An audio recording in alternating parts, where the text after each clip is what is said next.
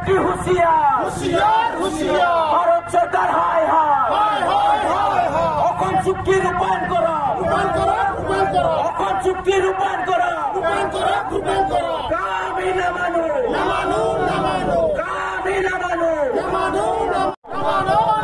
গৃহমন্ত্রী হুঁশিয়ার ভারত সরকার হায় হায় অখন চুক্তি রূপায়ণ করো অখন চুক্তি রূপায়ণ করো কামি না মানু কামি না মানু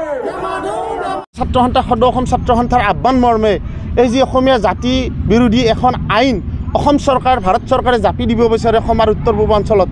এই কা আমি কেতিয়াও মনা নাই আৰু নামানো অসমৰ মানুহে অসম আৰু উত্তৰ পূৰ্বাঞ্চলত কা প্ৰযোজ্য কৰিবলৈ দিয়া নহ'ব তামোলপুৰ জিলা ছাত্ৰ সন্থাৰ উদ্যোগত যি আজি কা আন্দোলন ইয়াত সৰ্বত্ৰে প্ৰতিক্ৰিয়া হৈছে সকলো আহিছে শান্তিপূৰ্ণ গণতান্ত্ৰিক প্ৰতিবাদ হ'ব চৰকাৰৰ বিৰুদ্ধে এই প্ৰতিবাদ হ'ব আৰু এইখন চৰকাৰক এই মুখ্যমন্ত্ৰীক আমি ধিক্কাৰ দিছোঁ ভয়টোৰ মুখ্যমন্ত্ৰী গণতান্ত্ৰিক আন্দোলনক তেখেতসকলে ভয় কৰে তেখেতসকল খিলঞ্জীয়া ল'ৰা ছোৱালীৰ খিলঞ্জীয়া ভূমিপুত্ৰৰ মন্ত্ৰী MLA হৈ আজি তেখেতসকলে অসমীয়াৰ বৰ ঘৰত বাংলাদেশী বিদেশী সোমাব তেখেতসকলে নিজৰ গাদীৰ স্বাৰ্থত নৰেন্দ্ৰ মোদী আৰু অমিত শ্বাহৰ ওচৰত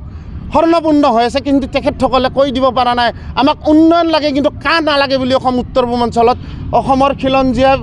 মন্ত্ৰী MLA সকলে কৈ দিব লাগে শাসক বিৰোধী সকলোৱে একেষাৰে কৈ দিব লাগে কা মানা নাই আমি নামানো আৰু এই প্ৰতিবাদ তীব্ৰতৰ হ'ব শান্তিপূৰ্ণ গণতান্ত্ৰিক হ'ব অনাগত দিনত আৰু প্ৰতিবাদ কৰি যাম এই ছাত্ৰ সন্থাই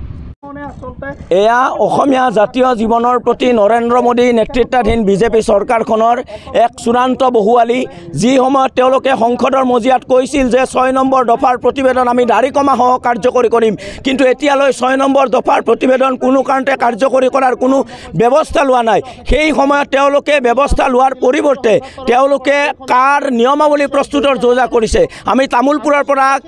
নৰেন্দ্ৰ মোদী ডাঙৰীয়ালৈ স্পষ্ট প্ৰত্যাহ্বান জনাইছোঁ এই আইন অসমৰ ৰাইজে মনা নাই আৰু এই আইন অসমৰ ৰাইজে নামানে তেওঁলোকে অসমৰ ৰাইজৰ সুৰক্ষিত ভৱিষ্যতৰ কথা কৈ চৰকাৰ দখল কৰিছিল তেওঁলোকে কেন্দ্ৰত চৰকাৰ দখল কৰিছিল ৰাজ্যত চৰকাৰ দখল কৰিছিল কিন্তু কেন্দ্ৰত চৰকাৰ দখল কৰি ৰাজ্যত চৰকাৰ দখল কৰি অসমীয়া জাতীয় জীৱন ধ্বংস কৰি অসমৰ কৃষ্টি সংস্কৃতি সভ্যতাৰ প্ৰতি ভাবুকিয়না এখন জঘন্য কলা আইন তেওঁলোকে বলবৎ কৰাৰ পৃষ্ঠপোষকতা কৰিছে আমি ইয়াৰ পৰা কেন্দ্ৰীয় মন্ত্ৰী প্ৰধানমন্ত্ৰী ডাঙৰীয়ালৈ কেন্দ্ৰীয় গৃহমন্ত্ৰী ডাঙৰীয়ালৈ স্পষ্ট আহ্বান জনাব খুজিছোঁ এই আইন আপোনালোকে বাতিল কৰক এই আইনৰ বিৰুদ্ধে আন্দোলন চলিছিল আৰু আন্দোলন চালি যাব সদৌ অসম ছাত্ৰ সন্থাৰ এটা দীঘলীয়া ইতিহাস আছে সদৌ অসম ছাত্ৰ সন্থাই অহিংস পন্থাৰে গণতান্ত্ৰিকভাৱে যেতিয়াই অসমৰ ৰাইজৰ দুৰ্যোগ আহে যেতিয়াই অসমৰ ৰাইজে বিপদত পৰে তেতিয়াই সদৌ অসম ছাত্ৰ সন্থাই আন্দোলন কৰিছে এই আন্দোলন অধিক প্ৰবল হ'ব আৰু যেতিয়ালৈ কা আইনখন সম্পূৰ্ণৰূপে বাতিল নকৰে তেওঁলোকে সংখ্যাৰ জোৰত কা আইন গৃহীত কৰিছে এতিয়া তেওঁলোকে কা আইনৰ বিধি প্ৰস্তুত কৰাৰ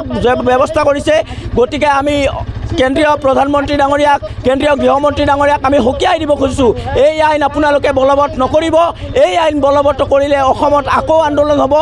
জংগী আন্দোলন হ'ব দৃঢ় আন্দোলন হ'ব অসমৰ ৰাইজে গণতান্ত্ৰিকভাৱে অহিংস পন্থাৰে এই আন্দোলন চলি যাব আৰু সদৌ অসম ছাত্ৰ সন্থাই এই আন্দোলনৰ নেতৃত্ব লৈ অসমৰ ৰাইজৰ অভিভাৱকত্বত অসমৰ